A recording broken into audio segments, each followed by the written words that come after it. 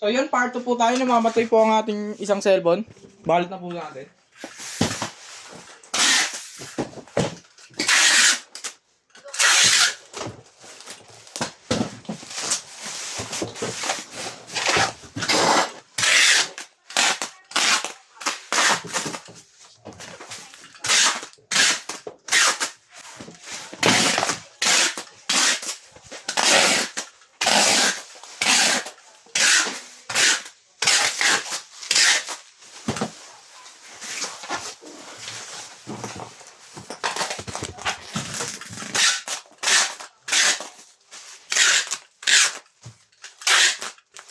Nakapanood mo na yung pinaglalaban ni ano, boy?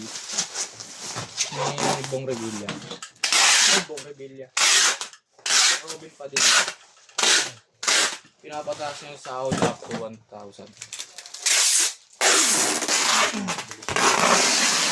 Ano? Hindi ganun kabilis yun. Hindi ka ganun kabilis. Daming proseso pa. Sabi nyo, para daw